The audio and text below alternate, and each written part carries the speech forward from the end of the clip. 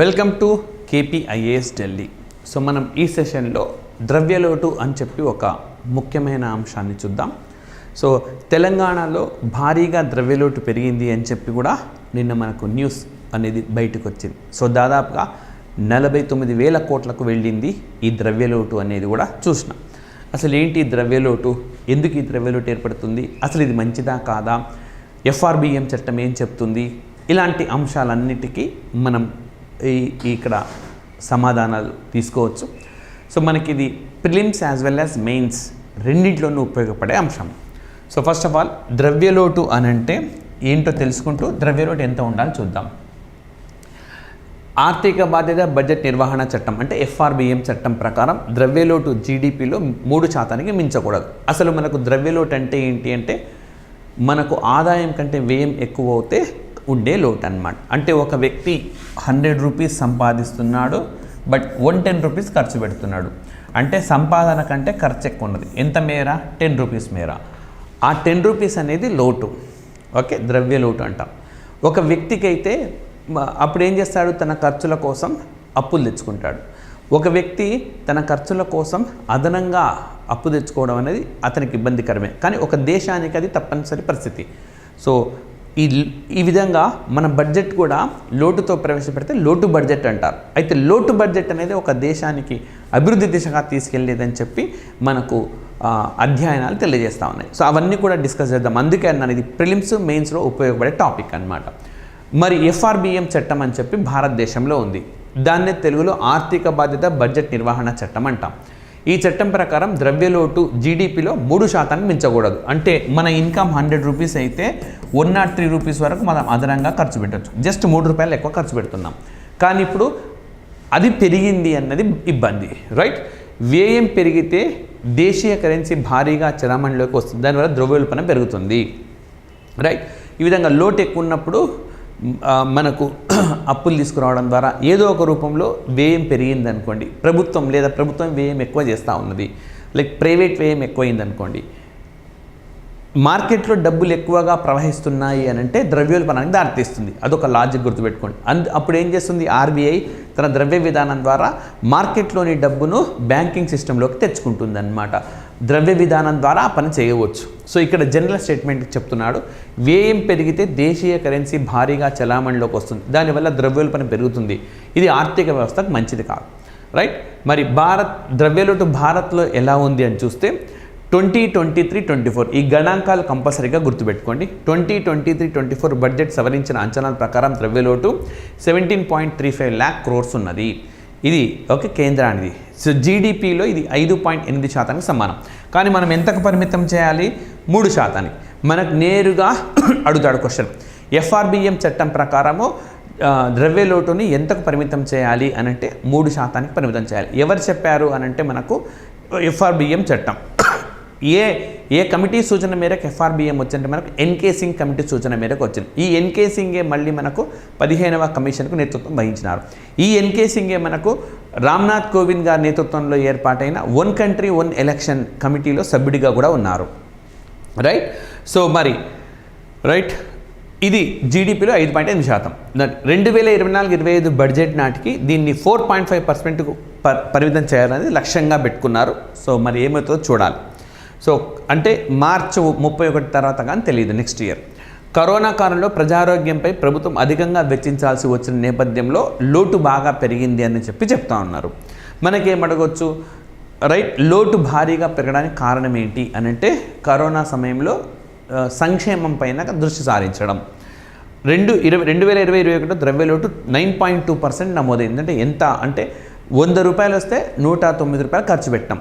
అప్పుడు తప్పనిసరి పరిస్థితి అది, ఎందుకంటే ప్రజలు వస్తు సేవల ఉత్పత్తిలో పాల్గొనలేరు. సో గవర్నమెంట్ జాబ్ హోల్డర్స్ అయినా లేదా ఆర్గనైజ్డ్ సెక్టార్ వాళ్ళు వ్యవస్థీకృత రంగంలోనూ ఇబ్బంది లేదు. దినసరి కూలీలు కావచ్చు లేదా ఫ్రీలాన్స్గా పనిచేసే వాళ్లకు మరి సంక్షేమం, వాళ్ళ కనీసం తినడానికి ఫుడ్ అన్నా ఉండాలి. సో అవి ఓకే అందించడం అన్నమాట, రైట్? అందుకు ఎక్కువ ఖర్చు.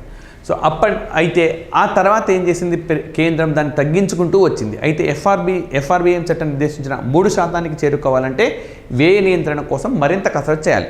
ఆల్రెడీ ప్రభుత్వం కొంచెం తగ్గిస్తూ మంచినే చేస్తుంది, కానీ సరిపోదు. దీన్ని మరింత పెంచాల్సిన అవసరము ఉన్నది. మరి రుణాలకు సంబంధించి చూద్దాం, రుణాలు మంచిదా కాదా అన్నది. సో మనందరికీ తెలిసిందే రుణాలు అనేవి మనకు రుణాలు అనేవి వ్యక్తికి అంత మంచిది కాదు, దేశానికి కొన్ని సందర్భాల్లో తప్పదు, రైట్. సో రుణం జీడిపిలో ఎంత శాతం ఉందనే దాన్ని బట్టి ఒక దేశ ఆర్థిక వ్యవస్థ పటిష్టతను అంచనా వేయవచ్చు. అంటే మన జీడిపి 100 అయితే అప్పు ఎంత ఉంది అందులో అని చెప్పి చూడాలి. రుణాలు ఎంత తక్కువగా ఉంటే అంత మంచిది, రైట్. లేదంటే వడ్డీ భారం పడుతుంది కదా. సో పరిమిత సంఖ్యలో ఉండాలి, ఒక దేశానికి ఉండాలి రుణాలు. ఎందుకంటే రుణాలు తెచ్చి వాళ్ళు వ్యయం చేయవచ్చు. ఆ వ్యయం ఎక్కడ చేస్తున్నాం అనేది ముఖ్యం. దానివల్ల ఆస్తులను సృష్టిస్తున్నామా లేదా సంక్షేమానికి పరిమితమైనామా అన్నది మనకు చూడాల్సి ఉంటుంది. లేదంటే శ్రీలంక లాంటి పరిస్థితి మనం ఎదుర్కోవాల్సి వస్తుంది. సో ద్రవ్యలోటు మాదిరిగా దేశ జీడిపిలో రుణం ఎంత శాతం ఉండాలన్న దానిపై ఎలాంటి పరిమితి లేదు. ద్రవ్యలోటుకు పరిమితి ఉంది, ఎంత? జీడిపిలో 3% కట్టడి చేయాలి. అయితే రుణం ఎంత తెచ్చుకోవాలి అన్నదానికి ఎలాంటి నిబంధనలు ఇప్పటిదాకా లేదు.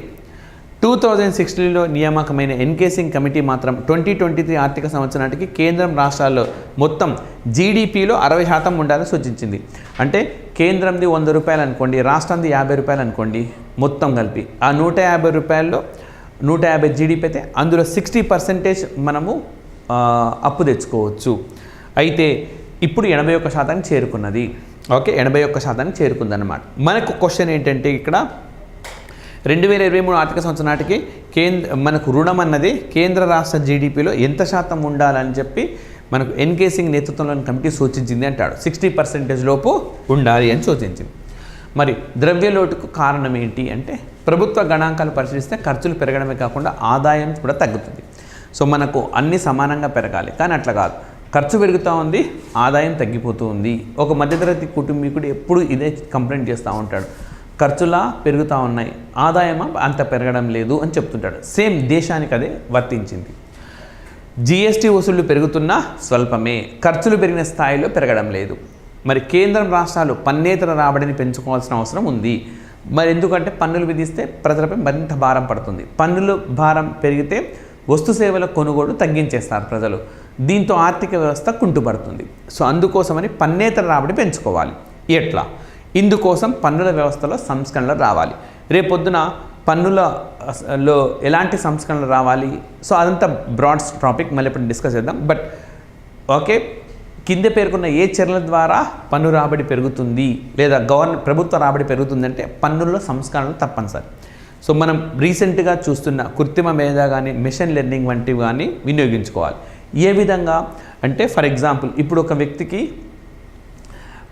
ఇన్కమ్ ట్యాక్స్ ఆదాయం ఉన్నది. ఇప్పుడు 5 లక్షలు వస్తే ఇన్కమ్ ట్యాక్స్ కట్టాలి, 10 లక్షల ఆదాయం వస్తుంది, కానీ చూడట్లేదు. ఇన్కమ్ ట్యాక్స్ అధికారులు అంత మ్యాన్ పవర్ మనకు చూడలేదు దేశంలో ప్రతి ఒక్కరిది. దీన్ని మనం ఆర్టిఫిషియల్ ఇంటెలిజెన్స్ యూజ్ చేస్తే ఎవరెవరికి ఎంతెంత అమౌంట్ వస్తుంది బ్యాంక్లో క్రెడిట్ అవుతాయి కాబట్టి మొత్తం అవి లెక్క తీస్తుంది, ఎంబడే పన్ను కట్టేయమని చెప్తారు. అంటే మనం సాంకేతికతను వినియోగించుకోవడం ద్వారా ఎక్కువ మందిని ఇప్పుడు పన్ను కట్టే ఆదాయం ఉన్న కట్టని వాళ్ళను ఆ పరిధిలోకి తీసుకొని వస్తుంది. సో ఇతరులకు భారం పడకుండానే వాళ్ళు మనకు ట్యాక్స్ పే చేస్తారు కాబట్టి ప్రభుత్వానికి ఆదాయం పెరుగుతుంది. సో మెషిన్ లెర్నింగ్ కానీ కృత్రిమ మేధాన్ని కానీ వినియోగించుకోవచ్చు. సో ఎక్కువ మంది అర్హులను పన్ను పరిధిలోకి తీసుకురావాలి. అర్హులనే అంటే ఇప్పుడు నాకు 2 లక్షల 5 లక్షల కంటే తక్కువ వస్తున్నది, నన్ను తీసుకురావాల్సిన అవసరం లేదు. ఇప్పుడు నాకు 5 లక్షల కంటే ఎక్కువ వస్తుంటే నేను పన్ను కట్టకుంటే కంపల్సరీ తీసుకురావాలి, రైట్. సో అదేవిధంగా అట్ ది సేమ్ టైం ఏం చెప్తున్నారు, వయో అధికులను ఆదాయ పన్ను నుంచి మినహాయించాలి. అంటే బాగా ఏజ్ ఎక్కువ ఉన్న వాళ్ళ నుంచి ఇన్కమ్ ట్యాక్స్ కలెక్ట్ చేయకూడదు అని చెప్తున్నది. అలాగే పేదలకు ఇచ్చే సంక్షేమ పథకాలను హేతుబద్ధీకరించాలి, తొలగించాలి అనడం లేదు, హేతుబద్ధీకరించాలి. అంటే అనవసరమైనవి, ఉత్పాదకత లేనివి. ఇప్పుడు వృద్ధులు ఉన్నారు, వాళ్ళకి పెన్షన్ ఇస్తున్నారు, తప్పనిసరిగా ఇవ్వాల్సిందే, ఏ ఆధారం లేదు కాబట్టి. అదేవిధంగా దివ్యాంగులు ఉన్నారు, వాళ్ళకు ఇవ్వాల్సిందే. అలాంటివి కాకుండా నిష్ప్రయోజనంగా ఉండేవి, పెద్దగా ఉపయోగపడని సంక్షేమ పథకాలు గతంలో హామీ ఇచ్చారు, టీవీలు ఇస్తాము, అవన్నీ కూడా పెద్దగా ప్రయోజనం కలిగించేవి కాదు, రైట్. అండ్ నెక్స్ట్, అప్పులు తెచ్చి సంక్షేమం చేస్తే మంచిదేనా? సో ఇది పెద్ద డిబేట్ జరుగుతూ ఉన్న దేశంలో. ఒకవైపు ప్రధానమంత్రి ఆయన స్వయంగా ఏం చెప్పినారు, సంక్షేమం అప్పులు చేయడం ఉచిత పథకాలపైన వ్యతిరేకిస్తున్నారు. సో మంచిదేనా కాదా, ఇది మనకు ఎగ్జామినేషన్లో క్వశ్చన్ రావచ్చు. ఉచితాలు మంచిదేనా కాదా? కొంతమంది ఏమో ఉచితాలు మంచిదే, పేదలకు ఉపయోగపడుతుంది, కొందరేమో ఉచితాలు మంచిదిగా సో దానికి ప్రత్యామ్నాయం ఉండాలి అని చెప్తా ఉన్నది. సో కాబట్టి ఎప్పటికప్పుడు మీరు ఈ సమాచారాన్ని సేకరించాలి. సమాచారాన్ని సేకరించడానికంటే ముందు మీరు నిశ్చితాభిప్రాయానికి రావాలి. ఉచితాలు మంచిదా కాదా అన్న మీకు నిశ్చితాభిప్రాయం ఉన్నప్పుడు మాత్రమే స్పష్టంగా రాయగలుగుతారు. అక్కడ ఇక్కడ తీసుకొని చదివినవి రాయడం వల్ల మీకు మార్కులు రావు. మీ నిశ్చితాభిప్రాయాన్ని ముందు డెవలప్ చేసుకోండి. దానికి ప్రాబ్లమ్స్ అండ్ కాన్సిక్వెన్సెస్ చదువుకొని ఏ విధంగా బయటపడగలమో మీ అభిప్రాయానికి సంబంధించి నిర్దిష్టమైన ఆలోచనలకు రావాలి. సో భారీగా అప్పులు చేసి వాటిని సంక్షేమాన్ని వినియోగించడం సరికాదు. దానికి బదులు మూలధన వ్యయాన్ని కేటాయించాలి. అలాగనే సంక్షేమం ఉండకూడదని కాదు, మొత్తం సంక్షేమానికి అంటే పెన్షన్స్ ఇవ్వడం కోసం అప్పులు తెచ్చి ఇచ్చినాం అనుకోండి, సంపద అనేది సృష్టించలేము. సంపదను ఎప్పుడు ప్రభుత్వం సృష్టించాలి. అలా సృష్టించే వాటిపైన పెట్టుబడి పెట్టాలి. ఆ విధంగా మనకు సృష్టి అయిన సంపదను పంచాలి. సో అది మెయిన్ సూత్రం.